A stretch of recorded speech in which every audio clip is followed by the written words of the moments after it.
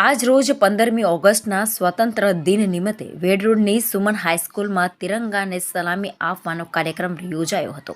આ કાર્યક્રમ દરમિયાન મોટી સંખ્યામાં વિદ્યાર્થીઓ અને વાલીઓ સહિતના વોર્ડ નંબર 8ના કોર્પોરેટર સ્વર્ણા જાદવે ઉપસ્થિતિ આપી તિરંગાને સલામી આપી હતી। આ અવસરે કોર્પોરેટર સ્વર્ણા જાદવનું સ્વાગત સુમન હાઈસ્કૂલ 12ના આચાર્ય જ્યોત્સનાબેન અને સુમન હાઈસ્કૂલ 24ના આચાર્ય રવિન્દ્ર પાટીલે પુષ્પગુચ્છ આપીને કર્યું હતું। આ પ્રસંગે માન્યવર માળી સમાજના પૂર્વ અધ્યક્ષ નામદેવ માળીએ, યુવા કાર્યકર માળી સમાજના ઉપાધ્યક્ષ સુદામ જાદવ, દીપક જાદવનું પણ સ્વાગત કરવામાં આવ્યું હતું। ચાલો જોરદાર તાળીઓ। ખૂબ ખૂબ અભિનંદન સાહેબ, તમારું ખૂબ સ્વાગત છે। એક મિનિટ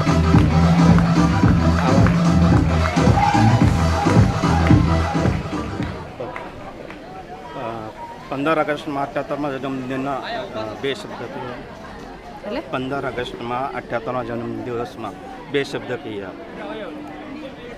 હું સુવર્ણાબેન જાદવ, વોર્ડ નંબર 8ના કોર્પોરેટર। આજે 15મી ઓગસ્ટ જે થઈ રહ્યું છે એ કે 15મી ઓગસ્ટના આખા દેશમાં જે ઉત્સાહ ચાલી રહ્યું છે અને 15મી ઓગસ્ટનો ઉત્સાહ છે, જેમ નરેન્દ્ર મોદી સાહેબને જે આહ્વાન કર્યું હતું કે હર ઘર તિરંગા માટે, તો હર ઘર તિરંગા લહેરાઈ રહ્યા છે અને સ્કૂલોમાં પણ ખૂબ ઉત્સાહથી આ કાર્યક્રમ યોજવામાં આવતા છે। બધી સ્કૂલોમાં, અમારે ત્યાં જેટલી સ્કૂલો છે બધી સ્કૂલોમાં આ કાર્યક્રમ ખૂબ ઉત્સાહથી કરવામાં આવે છે। નાના નાના બાળકો સાંસ્કૃતિક કાર્યક્રમમાં ભાગ લઈને એ કાર્યક્રમની ઉજવણી કરતા હોય છે।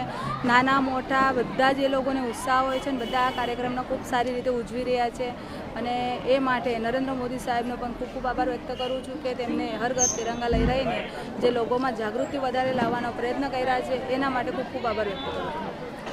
सर जी, आज़ादी के पर्व पर आप कुछ बोलिए। हाँ, आज़ादी के पर्व में तो अभी जो बच्चे हैं मराठी चालेल? हां मराठी चालेल? हां चालेल। स्वातंत्र्य दिनासाठी हा जो दिवस आहे मुलांसाठी खूप भाग्याचा दिवस असतो।